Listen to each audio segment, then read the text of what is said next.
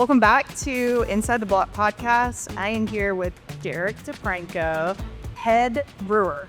You're not head brewer. Director of Brewing Operations is my official title. Okay, Director of Brewing Operations, but also like boss. Yeah, some people consider it master brewer. I feel like that's a title, that is well earned, and I just feel like I haven't got there yet. How would you feel like you've earned that? Once you feel like you're a master brewer, what would it take? Some master brewers would say education, which, if there's formal education programs, I just kind of taught myself how to brew. I think time is one of those other things. If you've been brewing for a certain period of time, I've almost been brewing for a decade, so maybe when we get to that. That, I feel like, is master brewer level. So what kind of classes could you take? Does our university brew you? So there's a university called Siebel Institute, and it is actually, it's like the Harvard and Florida schools, essentially. And so, going there and getting a certificate would, I think, make it more legitimate for you to say I'm a master brewer. But I think another thing is time. I mean, if you've been brewing for 20 years, I think you're well within your rights to call yourself a master brewer. How did you even get into brewing? So when I first moved here, living in an apartment, and then moved into a house, and when I was moving things in, my next door neighbor was what I thought frying a turkey. And so I went up to him and I was like, "Hey, what are you doing?" He was like, "I'm brewing beer." And I had really just kind of brought the last couple of things into the house. So I asked him, "Do you mind if I kind of hang around?" He brought out some of his homebrew that he had made previously, and we sat around and kind of sipped on that, and then I helped him brew. And from that point on, I just began an obsession, I guess. Spot the bug. Yeah, and I just loved it. I loved the process, and I loved everything that went into it, creating something from nothing. And it kind of reminded me of being a chef. And so I just kept on tinkering, and I brewed with his equipment for 2 or 3 times, and then I finally started buying my own equipment once I knew this is something I really wanted to do. But it's a fun hobby, right? And then I made some beer for my sister's what do you call it, the dinner before her wedding rehearsal dinner. And I made beers for certain people, and my house was very popular I was always trying to get rid of it so I could make more. And so at a point I was brewing once a week, sometimes 2 or 3 times a week. And by the time I was in homebrew club too, and by the time I had gotten to a year into brewing, I had brewed more batches than some of the people in my club had brewed for 20 years, just because I was brewing so much, And for some of them, it was kind of a hobby where they brew a batch of beer, and, once that batch was gone, which may have taken 2 or 3 months, they'd start to brew another batch of beer. So, in a year, they may have brewed 4 or 5 batches, where in that same year, I had brewed 60. So that, because I realized that every time I brewed, I'd learn something. And I just, that bug for knowledge, that thirst for it just kept me brewing the brink. And I learned something new every time. And then people would start to say things like, "Man, your beers are really good. Have you ever thought about opening a brewery?" And I think every home brewer kind of has that thought in their back of their mind. But there are a lot of books and articles out there that say, if you're going to do that, you're taking something that you enjoy as a hobby and you're going to make it. And then it won't be as fun anymore. Right. And what a lot of people realize that as when you own your own brewery, when you're the brewer and the owner, it's not just brewing beer. You have to run a business, and the facets of running the business go far and beyond just making beer. And so if people go into it just thinking, I get to make beer, I get to do what I love every day, that's not just that. And I think some people get into it thinking that, and it's really a lot more difficult. And so they lose that passion, and then eventually the brewery kind of goes on. Right? I had read a lot of books, and went to law school. That gave me a lot of perseverance, this kind of personality. And so I knew going into opening it that it wasn't just going to be, hey, you get to make beer. Now, there were challenges I still never expected, and it sometimes felt overwhelming, but just to even get the business started. But I just kept on going, and it really, retrospectively, and I know it didn't feel like this at the time, but it was like we went from just talking about starting this business, and I started the LLC and I created a Facebook week, to like all of a sudden we were the day before opening, and up till 2 o'clock in the morning making sure we have all the glassware and all the kegs are tapped and all that, and here we are almost 8 years later, and it's kind of like it's still sometimes like how did that happen?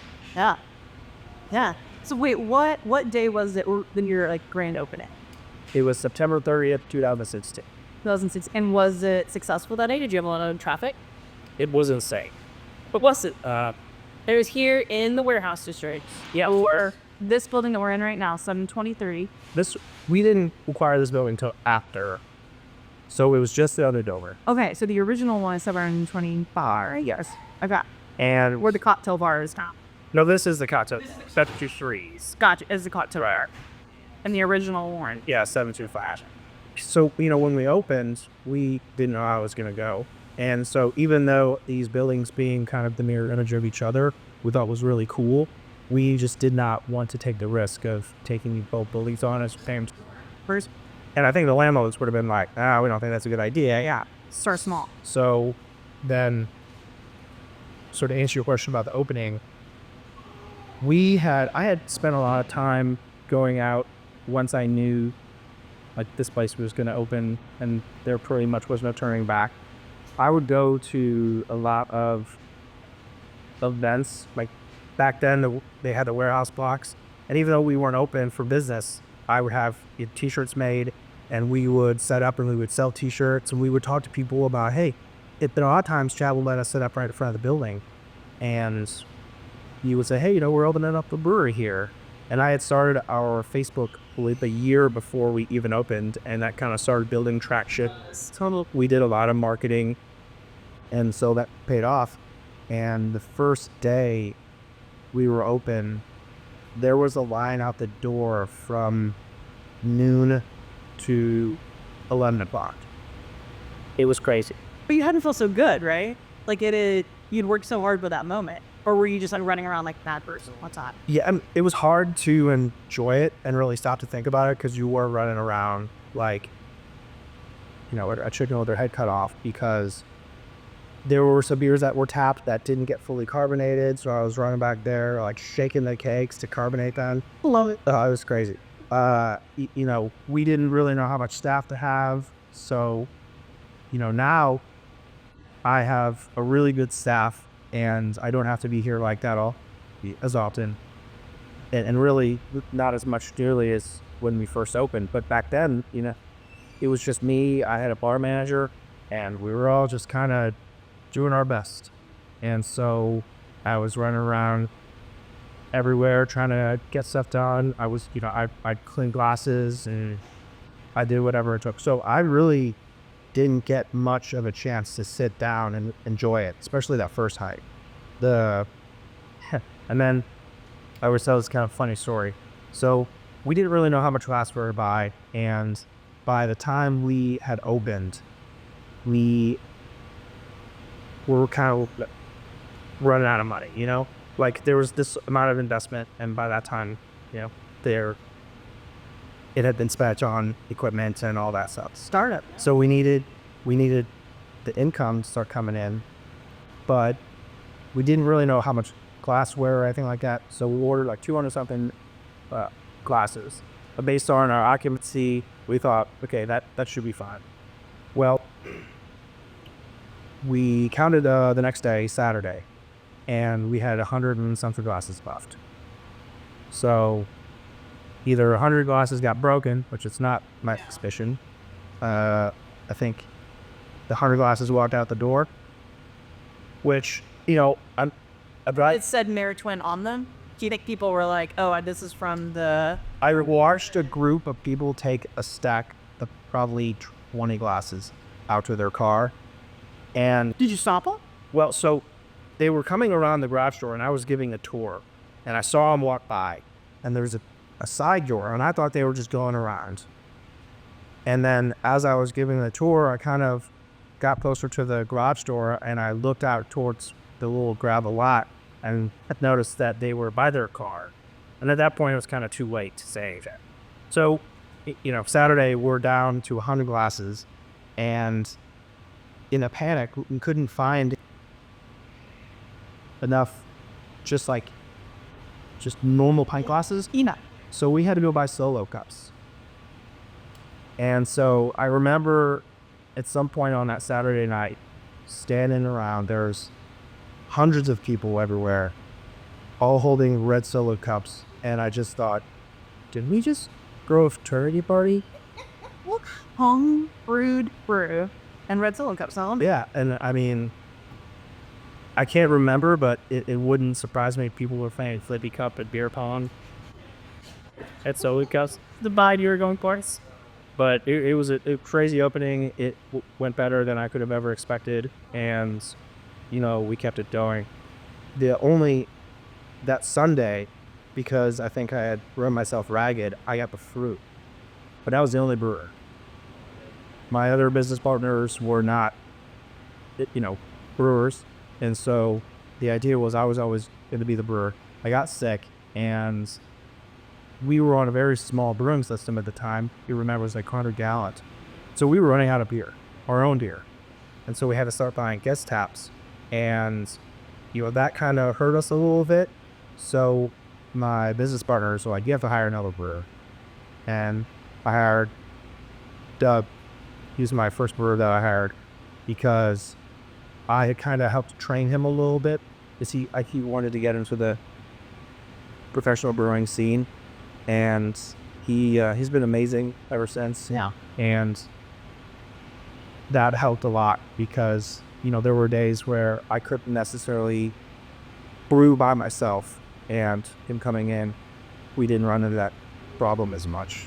So It's good.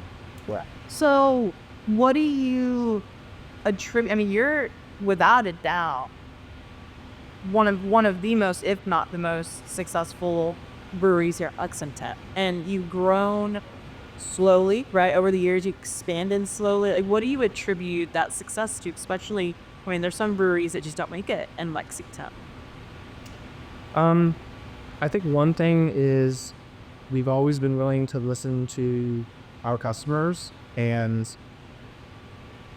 not only of what kind of styles we should make, but also, hey, this beer doesn't taste that great. Sometimes you have to take your lumps, and you have to know not every beer you make is perfect. And I think it's easy to kind of go, everything I make is amazing. And you have to get away from that and say, okay, well, maybe this does have some flaws.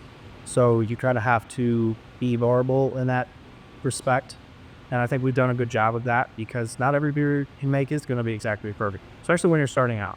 And you don't know your system, you don't know your water profiles as well. There's a lot that goes into the brewing process that each brewing system and each different technique can have an effect on the quality. And also when you're starting, you're trying to start with the least amount of ingredient costs, but also trying to maintain high quality. So sometimes that can affect overall quality. So one is just kind of being humble and understanding and listening to your customers. I think also, like, we've always treated our employees kind of like we want to be treated, if you will. I was an employee all my life up until I opened up Clear Trend, and so I knew how I'd like to be treated and how I didn't. So I always try to treat our employees with respect. There's very much a family by year. Very much. And I don't like to micromanage and, get upset with the team. Everybody makes mistakes. Just kind of talk things through and just treat everyone with respect. And I think that makes them want to work here and makes them happy to come to work, because that's important. If they're happy to come to work, then they're going to want to come into work, do the best job they can.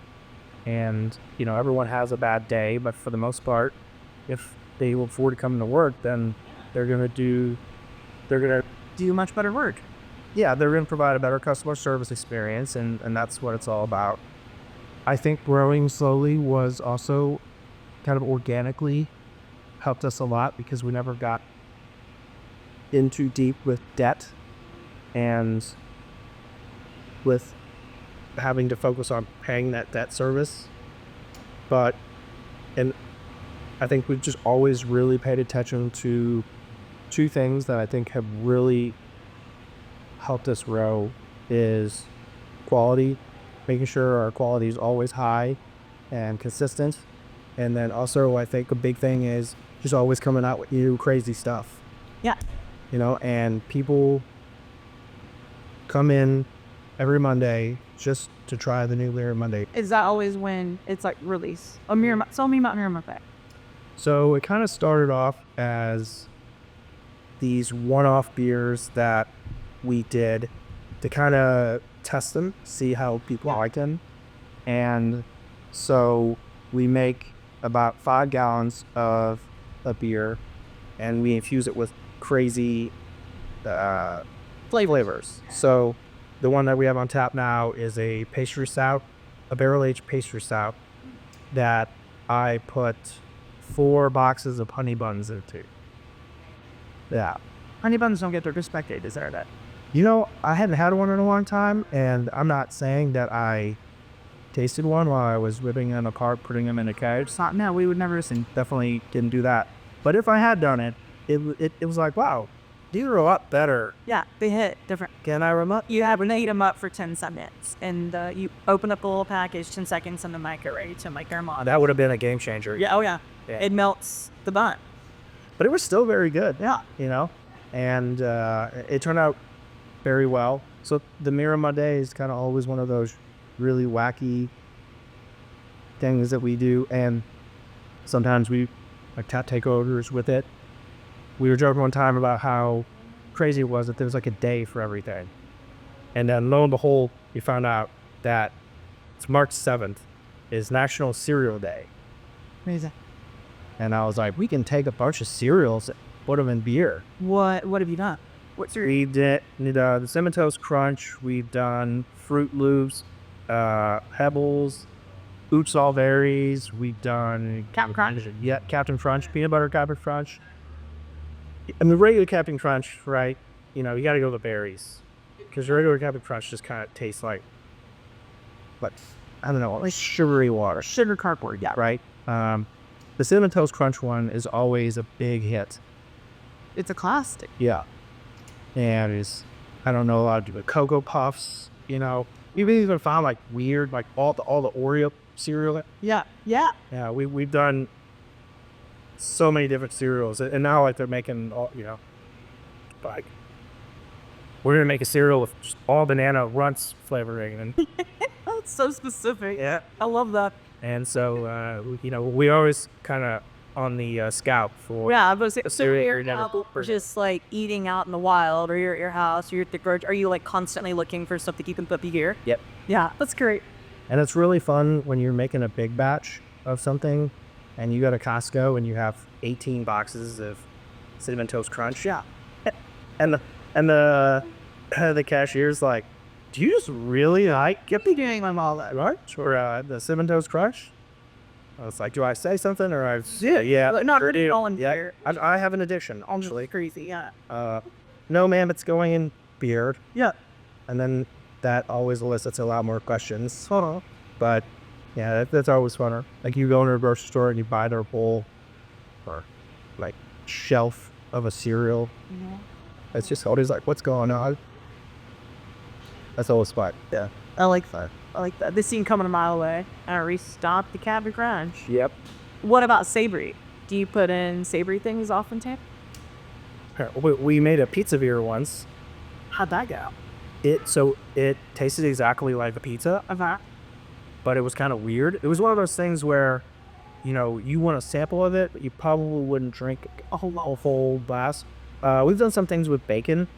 Yeah. Bacon is a flavor that you have to have a gentle touch with. I'm sure. Strong, because it's strong. Well, it can be a little overpowering. And then also, like, when you mix anything we were talking about the other day with a lot of fat, Yeah. that fat will separate in the mirror and it looks super gross. So you have to be careful about where you source the bacon. And, like, if you're going to use, like, really real cooked bacon, you have to really try to make sure that it's super lean and you're trying to get as much of that fat out as possible.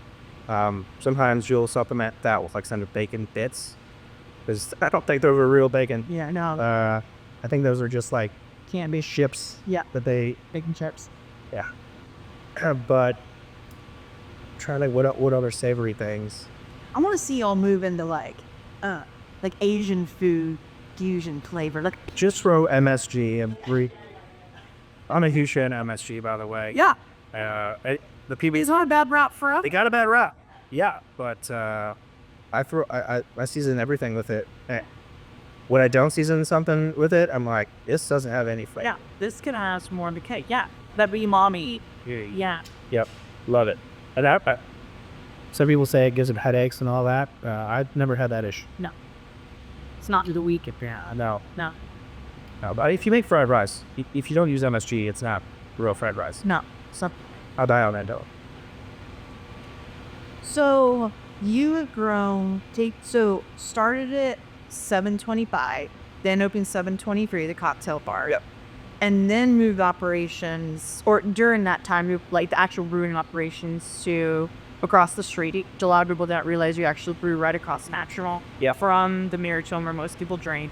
And then tell us about the annex, because that's new. Yeah, so the annex came available to us about a year and a half ago.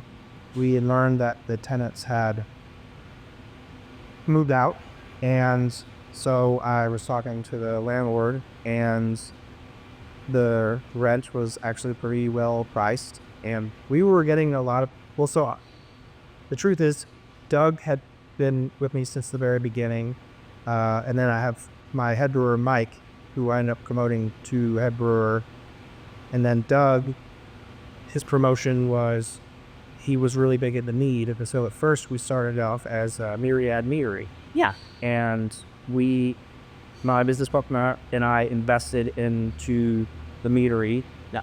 And basically said to Doug, we helped to design it and do all that stuff. And then it was like, okay, let's open up and let's see what happens. And unfortunately, just there wasn't as much of a demand for meat as I had wanted. Which I think is crazy because I went to the annex last month. I don't know if I told you this or not, but a friend of mine got tenure in decay and we had to refer a tenure party. And I love the annex for a million reasons. I think it's such a great spot for like a small private party, partly due to how cool you guys are with being pretty lax about even bringing your own food if you want, like all these great things. But there was meat that was being sold there, and of course we were able to taste it. It's like it's such a different, cool flavor profiles than beer, and I don't like love beer, but I really like the meat. So do you find that often that like some people lean more towards one or the other, and what makes you think like there wasn't a big market to meat? What is meat? Yes. So start there. Meat is honey wine. Okay. And it's actually the oldest fermented beverage known for record, and date back to Egyptian times.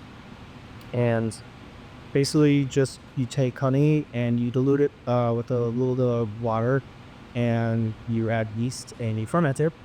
And it's more like wine than it is beer, but you can also make it a little bit more ABD by diluting it more. and then adding carbonation, so it's a little bit more, that's more like a seltzer, I guess. Is it's not going to have the body of beer. And so you can infuse it with different fruits, different flavors, and that's a lot of what we did. You know, we had an espresso blackcurrant. That was my favorite. Yeah. Yeah, that was everyone's. That was the number one hitter. Like, you can have just basic mead where it's just the honey flavor, or you can add some, apple flavoring to it. I mean, it's just kind of like beer. Anything, and fruits tend to work really well, like peach and apricot and all those things. And so we did a lot of that, but it just, the sales weren't there. And at the same time, we had gotten a lot of requests for private parties. And it's just very difficult to close one of our buildings down, especially because one has alcohol and one doesn't. And so we saw an opportunity with the annex to basically pivot it to just doing private parties, and it's actually paid off. And we've had it booked out pretty consistently for the next couple of months. So, I mean, it's got a full bar in there. Yeah, I've got a full bar. I mean, it's a really nice, very clean, very spacious spot. And, we rent it out for private parties. So if you have like a bachelor party you want to throw, we don't really have a minimum. Normally what we do is there's just a deposit that goes to your bill. Yeah, overall. And they're mostly just because we've had people who will book it and then not show up. And then we've got boys who are scheduled to work and now we're not going to make any money. So the deposit is really just to assure Basic, yeah. Yeah, of course. But, it goes to your bar tab, and it's a great place to have corporate events. Yeah, I mean, there's Private two little almost like offices upstairs that are all glass. So if you needed to have like two separate rooms for something, like for our party, there were a bunch of kids. And so we just put like coloring books and all these things up there, and they all just like played upstairs. And then the adults were down, but it was cheeks. It's a really cool setup. I liked it a lot. Yeah. And then there's there's like a garage in the back of it. So if you want like this fresh air coming in, or you have people that are parking in the back that just like are gonna walk up, it's great. It's a really great. It's a good spot for you guys. Like, it makes sense. Yeah. And, really, because we've had so much going on, we haven't really advertised much about it. But, we've done a little, but just not as much as we do for Mirror Twin. And so I think that once we get our groove and kind of everything settles, we have more time to market and reach out for that, and it'll continue to just Toro. I know, I mean, word of mouth, it's spreading, I think, already. It's just such a good spot, especially since Limit's right on National. And speaking of, you were telling me the other day, too, about how, a good portion of your success, too, is being here in the warehouse block. And part of that is you were one of the first businesses in the warehouse block, right? And then Chad Walker, who owns the warehouse block, and Jill, the Walkers, fought hard to make sure that this was like an entertainment zoning. Can you tell me about that again? Yeah, so it's the entertainment district license. And so what's really cool about it is that you can buy a drink here and then just tell one of the bartenders that you're going to carry it around. And then... But not take the glass to their bar and steal it. Obviously, well, yeah. If you tell one of the bartenders, hey... Because one of the caveats to their licensing is that the cup has to be obviously marked. Okay. And so if someone comes in and says, hey, I'm going to walk around the neighborhood with this, and there's just a sticker we put on the cup that covers of us and the patron. So, if the police officer were to drive down the road, see that, you'd be like, oh, okay, that's fine. Yeah. It's not supposed to be in a closed container. Like a can. It has to be in like a cup. Like where you were she through? Yeah. Interesting. And so someone would come up, say, hey, I'm going to take this down to the Void or to Epping's. I'm going to go shopping, I'll follow the schools. With my drink? Yeah. That they can walk freely throughout the block with their alcohol. Now, whether or not the other establishments will let them in, that is up to them. And I think most people could probably say, hey, why don't you finish that before you come in? But if you can walk all the way throughout the block without having... And you making through the farmer's market. Yes, dude, that is a great... Yeah. Ah, I like that. Yeah. And so there's, it's great for events too, obviously. And there used to be, or there still continues to be really great events like next to Void Saki in between here and also. So speaking of events, tell us near Twin stuff that's coming out. I'm not sure when this episode will come out, but I know you have an anniversary party the end of September. Yes. And then what else the rest of the year? Good stuff, rest. So our anniversary is obviously September 30th. We will turn 8.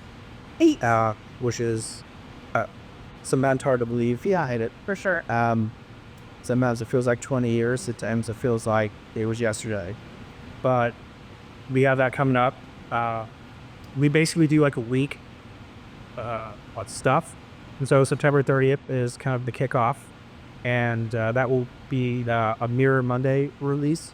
And what we're actually going to do is it's going to be 5 releases of all crumble cookie infused beers. And you know how crumble cookie only there's only one flavor they do, like chocolate chip, and every other flavor is just that dough. Yes. So the Monday before is when we're gonna get the cookies.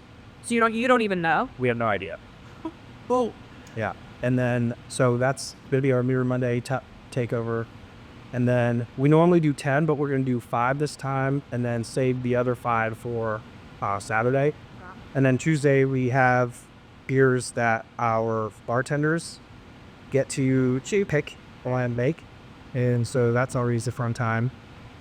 Some of them come out with crazy concoctions that I necessarily wouldn't do myself, but Can you tell us any of those? someone wants to do a baked bean red ale. Like Bush's baked beans? Bushes. Look great. Like That dog gave us a recipe. I love it. Yeah. He was very expensive, but we should pay. So the beer will probably be called Roll That Beautiful Beer Footage. Amazing. What's the other one? The other one's gonna be You really tapped into some. cinnamon apple cider. Okay. I think. Loving. Yeah, very fall stuff. And I'm trying to think the other one's better. But we were just talking about our bartenders now, blanking on that. But I think the other one's gonna be some kind of like ice cream infused beer. So that's the Tuesday. Wednesday we have trivia. And then Thursday we normally have like a collab release. Friday we have a bunch of can releases. The Friday before, actually, we have Trib and Roots playing. They play for us every year since we'd opened, and we always make them a special gear called Trib and Fruits. And so that will be coming up as well. That's the Friday, the 27th, so I'm kind of going back a little bit. And then Friday, we have can releases, our Hazy Birthday, bunch of different releases. And then Saturday, we're having a release with Kraken Moon. Oh, cool. Yeah, it's a raspberry sorbet balsamic sour. Amazing. And then we also have 2 different barrel-aged stouts coming out, and then the 5 new beers that will be just a keg worth of. And we also have a release with our friends at Streetside Brewing in Cincinnati. Their anniversary is the exact same day as us, and it's funny because they're like master brewer, but the me of their place, like the owner, brewer, him and I are like very similar people, and so we also make very similar styles, and we did that without even knowing each other existed. And then we did a collab. We found out that our anniversaries overlap on the same day, and so we decided that we would do collabs as often as we could for our birthdays. So that is going to be a double West Coast IPA with 8 different hops for each year we've been in business. Oh, well. Your penchant for dad jokes works well with the puns needed for all of these different beer names. Yes, I'm a big fan of dad jokes. That jokes. And the boys hate it, which makes me love it. But you are a dad, so it can work. Yeah, Words. yes. I mean, don't think for a second I wasn't also telling these dad jokes before I was a father. But they definitely got worse once I had my guys. Of course, yeah. Because, I feel that as a parent, it's hard to be a parent. It's the best thing you'll ever do, but it's also very difficult. And it is your right and pretty much what makes being a parent worth it to embarrass the heck out of them. Oh, absolutely. When Every chance I get. yeah, every chance you get. Yeah. And I think that's why dad jokes where you can. Yeah, absolutely. Yeah. Is it going to be wild someday to see your son drinking at Nearstorm? Yes. Hopefully one day he gets to take over the family business. Oh. But What if he absolutely needs beer? I doubt that'll happen. But if he hates beer, he hates beer. Yeah. But We'll just work on the cocktail side. yeah, he's pretty immersed in it this whole life. So I bet you have some really great flavor ideas. Yeah. yeah. Well, who knows? I mean, the world may look a different place in what is that? 15 years. Could be. Speaking of flavor, has there ever been a complete fail of a flavor in a beer where you're like, "Duh, you or microdose," or like, "This is not acted"? Did they all work on some level? It's been a while since we had that beer where it's like, ugh, because you finally kind of get a pretty good feel for like what works. Yeah, it was a little Diwa. Early on, we had some beers that kind of soured, and it wasn't intentional. And so instead of dumping them, we aged them in barrels with a yeast strain called Brettanomyces, which will continue to ferment the beer and develop new flavor compounds. And we pulled one of those barrels once. We just want to see if it would work. It's if a beer's bad, you dump it, right? But sometimes you're like, maybe we can save this. And when it's early on, and every penny counts, you do what you can. And we opened that barrel, and it was like, whoa, no, it immediately did not age well. So we dumped that, and some of the savory stuff, like fruits, always work. Sweet things always work, but some savory things do not pan out very yet. So, and we had to dump those. But like I said, it's been a while, so it's hard for me to remember the exact beer. But I do remember tasting it, being like, nope, let's start all over. Stop the wall. Yeah. Yeah. So, what about the future of Neartoy? You've grown. You've got the annex. You got these 4 different properties within the warehouse block. Are you planning on expanding any more? Any future goals? Keep doing what you're doing. You doing it well. We've had a lot of challenges since we opened. Any business does. Obviously, the particular industry that we're in, COVID was pretty hard. Sure. And it's felt like since we've opened, it's been just like nonstop growth, which has been great. Yeah. I think we're finally at a point where we have enough production to meet our current goals And the demand. and the demand. Yeah. But you still want to grow. I think production will stay in that building for the foreseeable future. We still have room to add some more tanks if we need to produce more liquid. But for me, and my business partner would agree, the next step is just another satellite taproom. And so we always have our eyes open for something like that. I get a lot of requests for the south side of Lexington, or because you want it far enough away that it's not going to cannibalize business. Sure. Right? And I think the Brandon Crossing area would be a really good spots. So good. And then you're hitting, I mean, then you're even another count. Yeah. And like, not quite, you know? Yeah. And so that's where we've had our eyes open.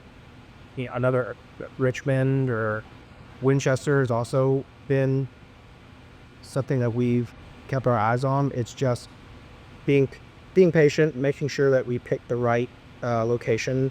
And, obviously with interest rates being kind of high, it makes you a little bit more eerie. So if we find something, that's a good deal. The problem is, and it affects commercial real estate as well, is that prices are high and interest rates are up.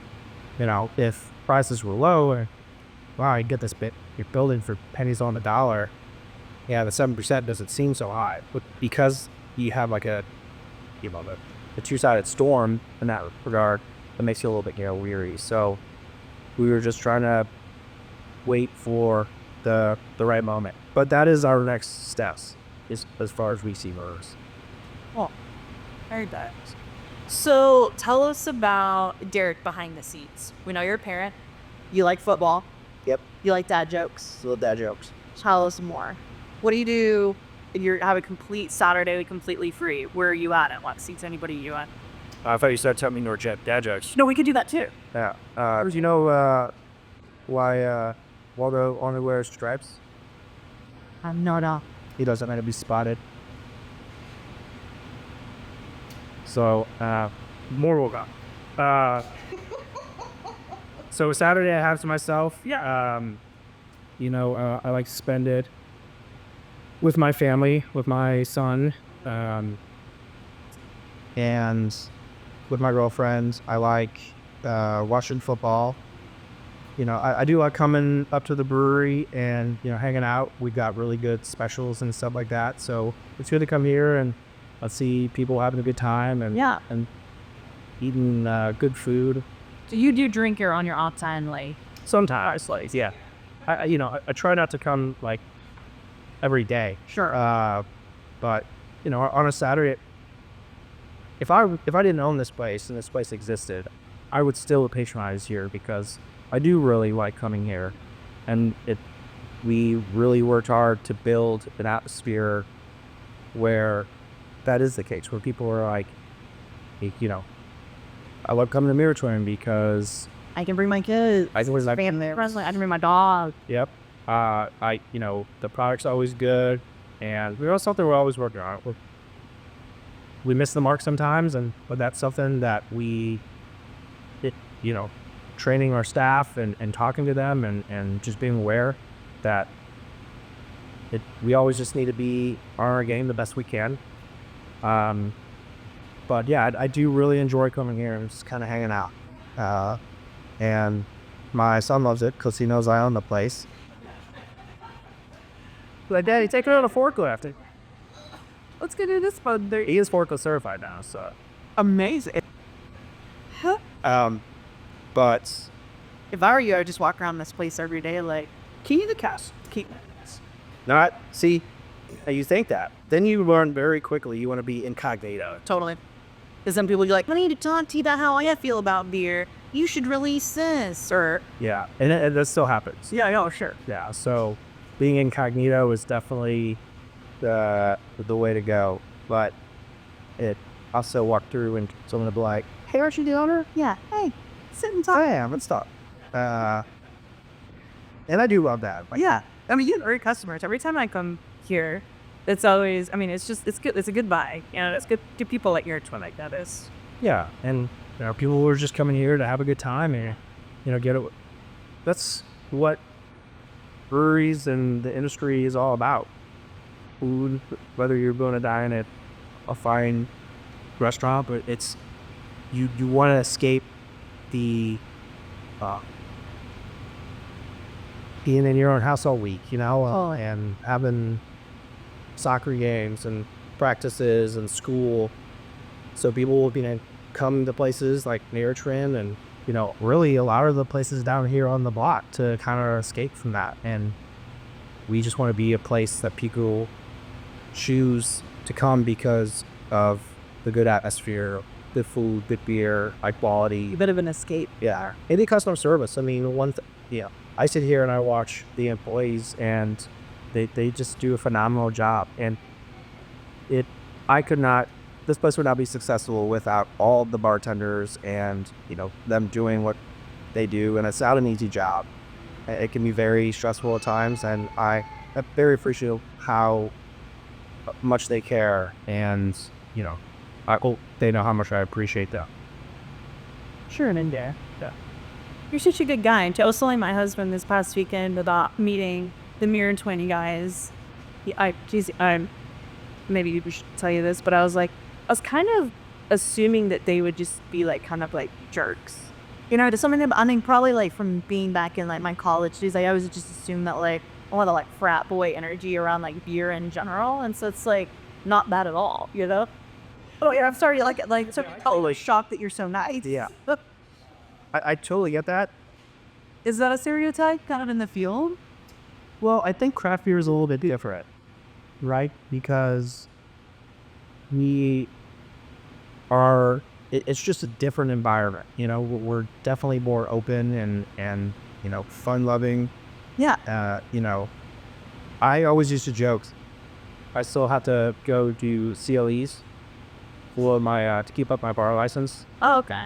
My law license. And so, you go to a conference with a bunch of lawyers, and then you go to a conference with a bunch of brewers, and this is a very different experience. Says that. Yeah. Brewers we all want to help each other. You've all been through very similar experiences. It's just not very cutthroat. We all realize that in order for this industry to survive, we all need to be making the best brew we can. Well, there's success out there for everybody. Oh yeah. And it's still a small segment of the market share, and so we all realize that for us to expand that market share, we all need to be making good quality beer. We all need every time someone comes in here as a first time brewery patron, right? And I'm not talking about Mirror, I'm talking about maybe in general, right? This is the first experience going into a brewery. If you have a good experience here, you're going to want to go to more brewers. If you don't have a good experience here, you're going to say, brewery scene's not for me. And so we all want the former to happen. And so that's, I think, why we all are so close with each other, help each other to the extent we can help each other. And it's a fun community. So I think it's opposite than the frat beer community. It's more like, chubby beer guys just, loving dad jokes. So there's a lot of science, a lot of most endearing nerdiness imaginable. Yeah. All of this. Yeah. Definitely endearing nerdiness. Yes. Yeah. Shouldn't be put that on your tombstone. Yep. Well, thanks for talking with me today. Yeah, it's been great. I love obviously talking about Mirror Twin and how it's grown and who we are today. And I hope to keep having these conversations 20 years from now. And I loved seeing the warehouse block blow up the way it has with all these businesses. And I really can't say enough good things about the Walkers and how they've really perpetuated that growth. And we've always worked well together, and obviously within our best interest to continue to see that growth happen. And we just love being down here, and we love all of our neighbors. We are here for all their neighbors.